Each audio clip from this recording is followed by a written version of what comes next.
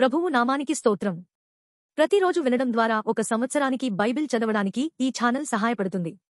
Please subscribe and support. హృదయపూర్వక ధన్యవాదాలు. నేటి వేద భాగం న్యాయాధిపతులు 5వ అధ్యాయము. ఆ దినమున దెబోరాయు అబీనోయము కుమారుడైన బారాకును ఈ కీర్తన పాడిరి. ఇశ్రాయేలీయులలో యుద్ధశాలులు ధైర్యము కనపరిచిరి. ప్రజలు సంతోషముగా సిద్ధపడిరి. యెహోవాను స్తుతించుడి. రాజులారా వినుడి, అధిపతులారా ఆలకించుడి. యెహోవాకు గానము చేసెదను.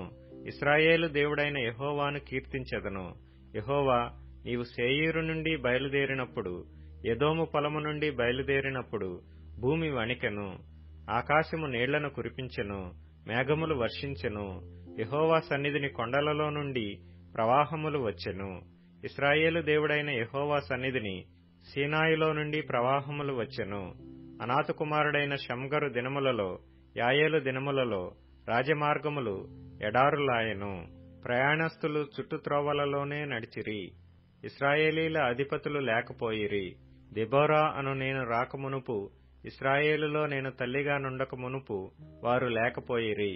ఇశ్రాయేలీయులు క్రొత్త దేవతలను కోరుకొనగా యుద్ధము ద్వారముల యొద్దకు వచ్చెను. ఇశ్రాయేలీయులలో 40,000 మందికి ఒక కేడెమే గాని ఈటయే గాని కనబడలేదు.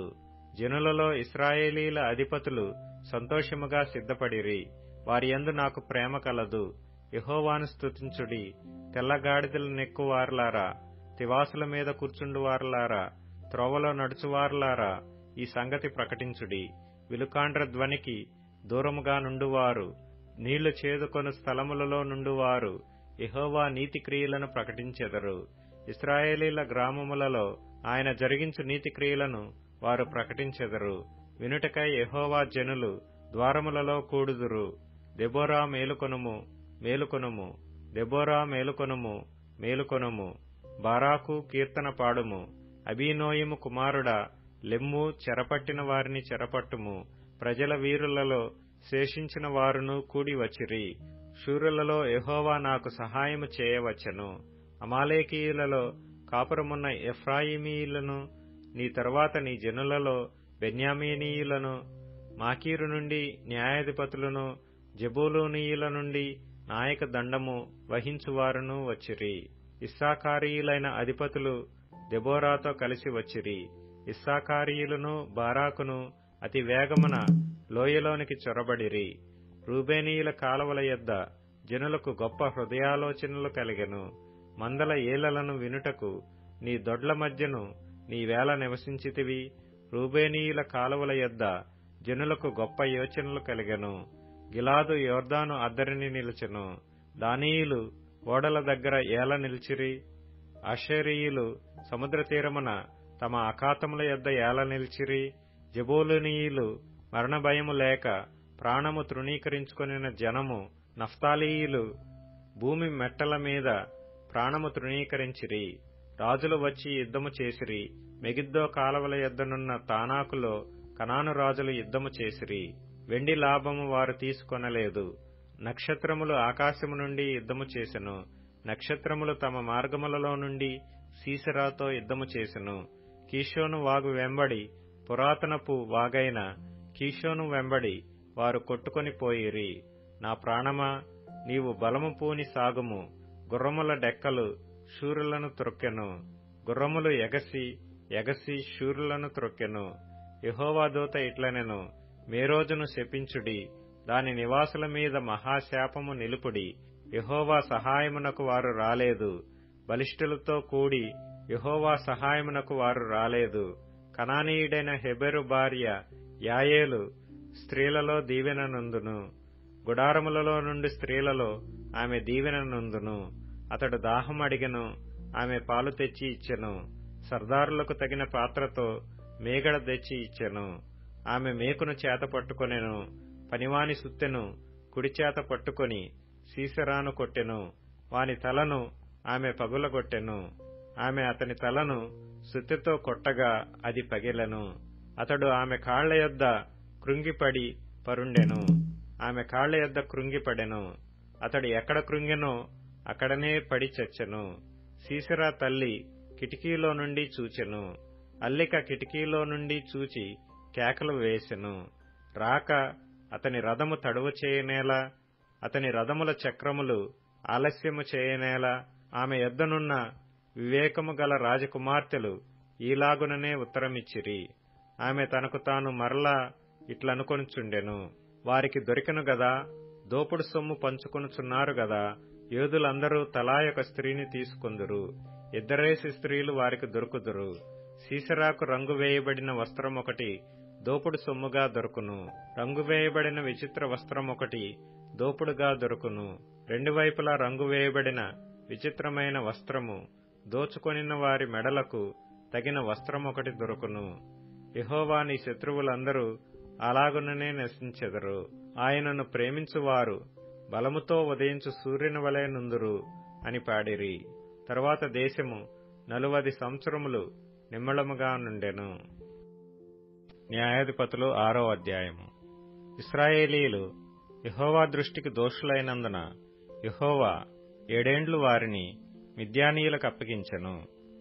మిద్యానీయుల చెయ్యి ఇశ్రాయేలీయుల మీద హెచ్చాయను గనక వారు మిద్యానీయుల ఎదుట నిలవలేక కొండలోనున్న వాగులను, గుహలను, దుర్గములను తమకు సిద్ధపరచుకొనిరి. ఇశ్రాయేలీయులు విత్తనములు విత్తిన తరువాత మిద్యానీయులను, అమాలేకీయులను, తూర్పున నుండివారును తమ పశువులను, గుడారములను తీసుకొని మిడతల దండంత విస్తారముగా వారి మీదికి వచ్చి వారి ఎదుట దిగి గాజాకు పోవునంత దూరము భూమి పంటను పాడుచేసి ఒక గొర్రెను గాని, ఎద్దును గాని, గాడిదను గాని, జీవన సాధనమైన మరి దేనిని గాని ఇశ్రాయేలీలకు ఉండనీయలేదు. వారును వారి ఒంటెలను లెక్కలేకయుండెను. దేశమును పాడు చేయుటకు వారు దానిలోనికి వచ్చిరి. ఇశ్రాయేలీయులు మిద్యానీయుల వలన మిక్కిలి హీనదశకు వచ్చినప్పుడు వారు యెహోవాకు మొరపెట్టిరి.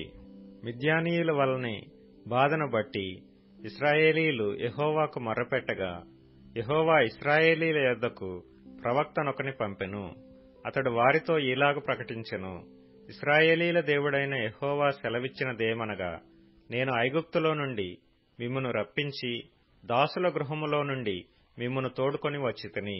ఐగుప్తీయుల చేతిలో నుండియు మిమ్మును బాధించిన వారందరి చేతిలో నుండియు మిమ్మును విడిపించి మీ ఎదుటి నుండి వారిని తోలివేసి వారి దేశమును మీకిచ్చితిని. మీ దేవుడనైన యెహోవాను నేనే. మీరు అమోరీయుల దేశమున నివసించుచున్నారు, వారి దేవతలకు భయపడకుడి అని మీతో చెప్పితిని గాని మీరు నా మాట వినకపోతిరి. యెహోవా దూత వచ్చి అబీయెజ్రీయుడైన యోవాషునకు కలిగిన ఓఫ్రాలోని మస్తకి వృక్షము క్రింద కూర్చుండెను. యోవాషు కుమారుడైన గిద్యోను మిద్యానీయులకు మరుగైయుండునట్లు గానుగ చాటున గోధుమలను దుళ్లగొట్టుచుండగా యెహోవా దూత అతనికి కనబడి, పరాక్రమము గల బలాఢ్యుడా, యెహోవా నీకు తోడైయున్నాడని అతనితో అనగా, గిద్యోను, చిత్తము నా ఏలినవాడా, యెహోవా మాకు తోడైయుండిన ఎడల ఇదంతయు మాకేల సంభవించెను? యెహోవా ఐగుప్తులో నుండి మమ్మను రప్పించెనని చెప్పుచు మా పితరులు మాకు వివరించిన ఆయన అద్భుత కార్యములన్నీయు ఏమాయెను? యెహోవా మమ్మను విడిచిపెట్టి మిద్యానీయుల చేతికి మమ్మను అప్పగించినని అతనితో చెప్పెను.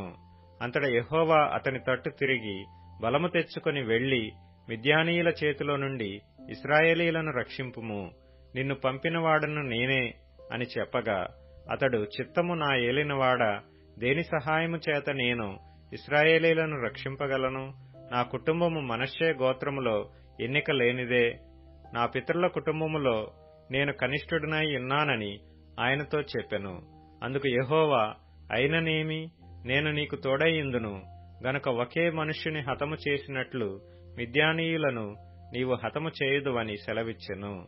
అందుకతడు, నా ఎడల నీకు కటాక్షము కలిగిన ఎడల నాతో మాట్లాడుచున్నవాడవు నీవే అని నేను తెలుసుకొనున్నట్లు ఒక సూచన కనుపరచుము. నేను నీ యొద్దకు వచ్చి నా అర్పణమును బయటికి తెచ్చి నీ సన్నిధిని దానిని పెట్టు వరకు ఇక్కడ నుండి వెళ్ళకుమీ అని వేడుకొనగా, ఆయన, నీవు తిరిగి వచ్చు వరకు నేను ఉండెదనెను.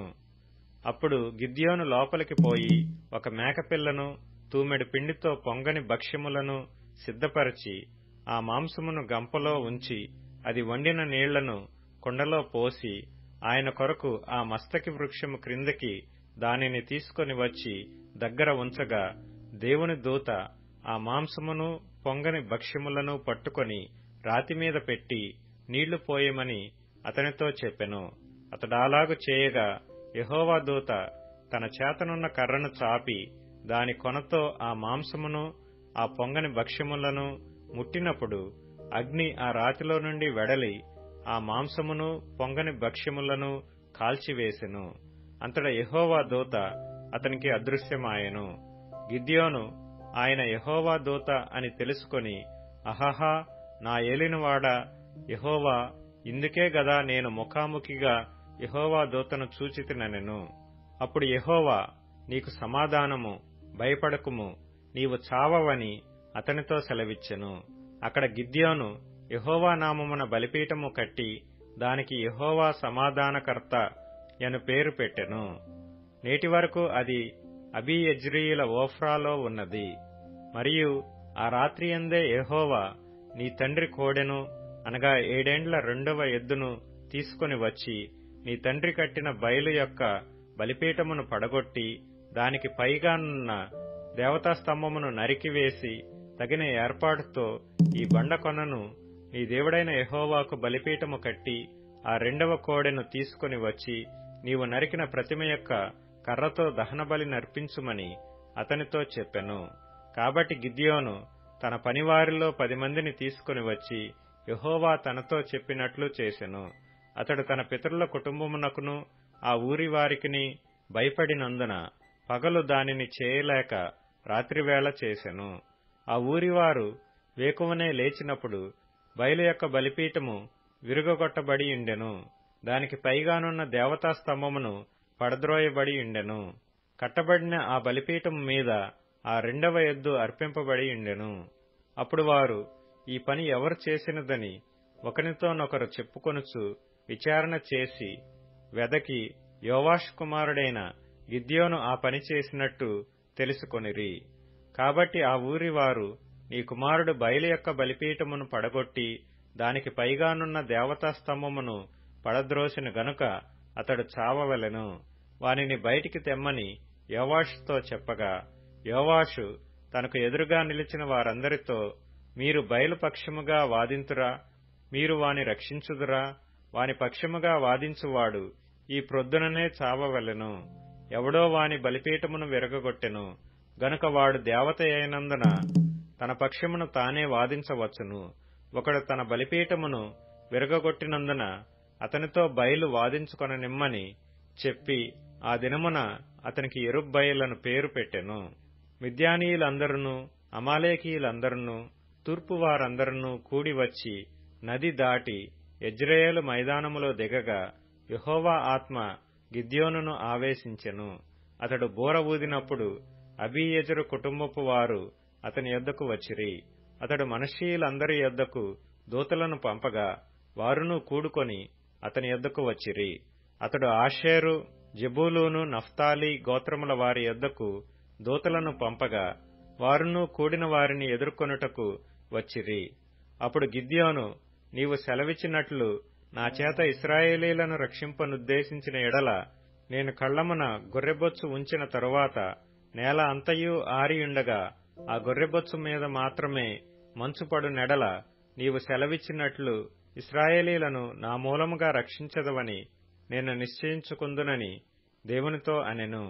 అలాగున జరిగెను.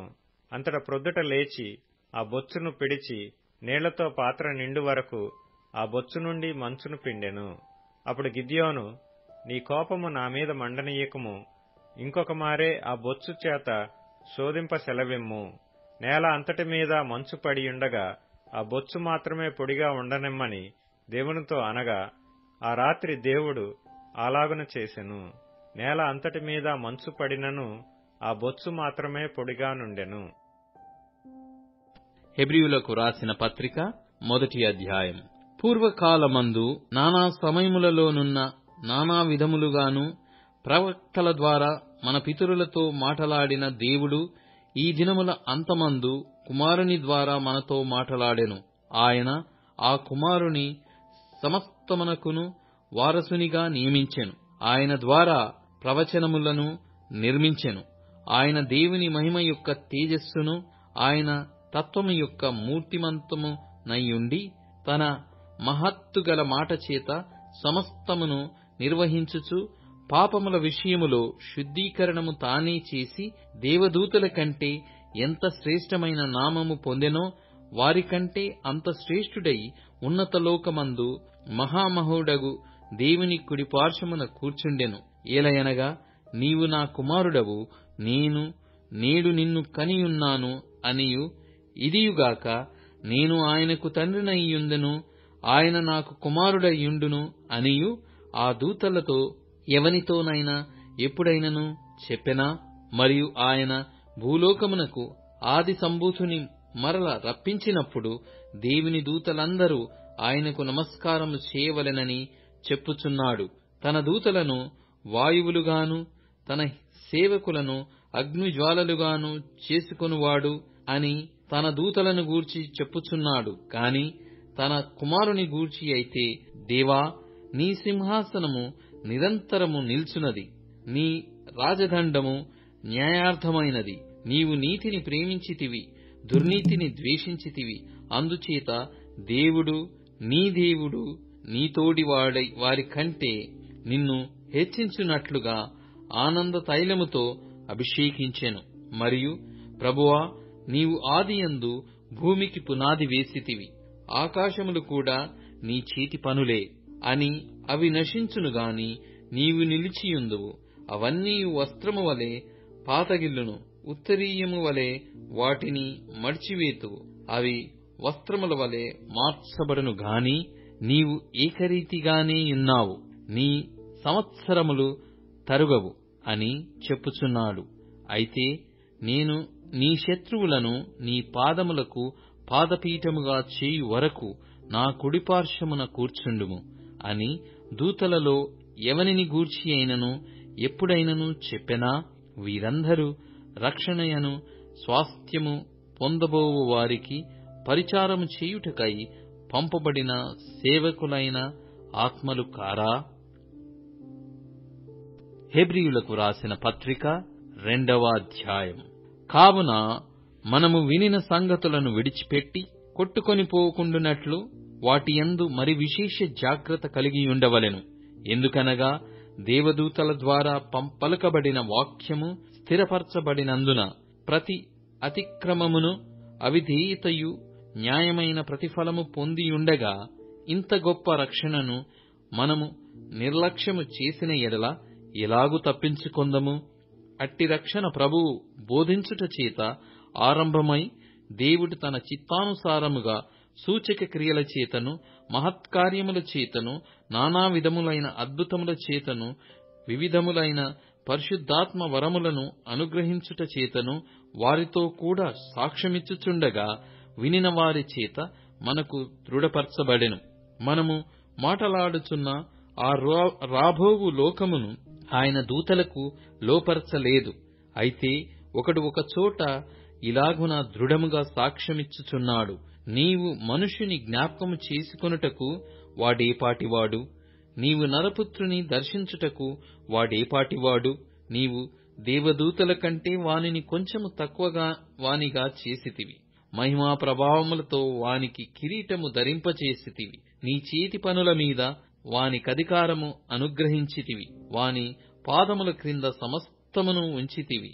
ఆయన సమస్తమును వానికి లోపరిచినప్పుడు వానికి లోపరచకుండా దేనిని విడిచిపెట్టలేదు. ప్రస్తుతమందు మనము సమస్తమును వానికి లోపరచబడుట ఇంకను చూడలేదు గాని, దేవుని కృప వలన ఆయన ప్రతి మనుషుని కొరకు మరణమును అనుభవించున్నట్లు దూతల కంటే కొంచెము తక్కువవాడుగా చేయబడిన యేసు మరణము పొంది నందున మహిమా ప్రభావములతో కిరీటము ధరించిన వానిగా ఆయనను చూచుచున్నాము.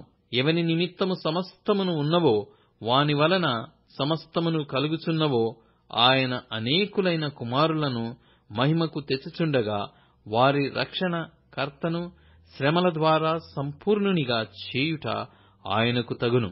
పరిశుద్ధపరచబడు వారికిని అందరికీ ఒకటే మూలము. ఈ హేతువు చేతను వారిని సహోదరులని పిలుచుటకు ఆయన సిగ్గుపడక, నీ నామమును నా సహోదరులకు ప్రచురపరతును, సమాజము మధ్య నీ కీర్తిని గానము చేతును అనెను. మరియు నేనాయనను నమ్ముకొనియుందును అనియు, ఇదిగో నేనును దేవుడు నాకిచ్చిన పిల్లలును అనియు చెప్పుచున్నాడు. కాబట్టి ఆ పిల్లలు రక్తమాంసములు గలవారైనందున ఆ ప్రకారమే మరణము యొక్క బలము గల వానిని ఆయన అపవాదిని మరణము ద్వారా నశింపజేయుటకును, జీవితకాలమంతయు మరణ భయము చేత దాస్యమునకు లోబడిన వారిని విడిపించుటకును ఆయన కూడా రక్తమాంసములలో పాలివాడాయెను. ఏలయనగా ఆయన ఎంతమాత్రమును దేవదూతల స్వభావమును ధరించుకొనక అబ్రహాము సంతాన స్వభావమును ధరించుకొనియున్నాడు.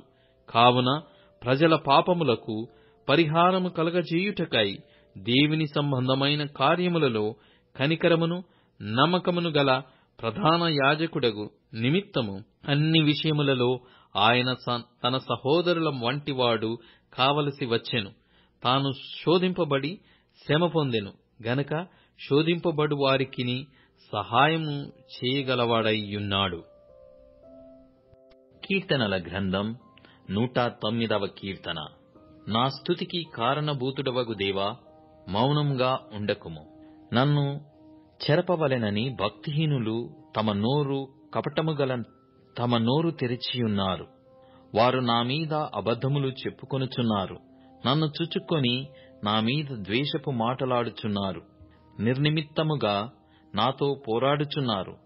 నేను చూపిన ప్రేమకు ప్రతిగా వారు నా మీద పగబట్టియున్నారు. అయితే నేను మానక ప్రార్థన చేయుచున్నాను. నేను చేసిన మేలునకు ప్రతిగా కీడు చేయుచున్నారు. నేను చూపిన ప్రేమకు ప్రతిగా నా మీద ద్వేషముంచుచున్నారు.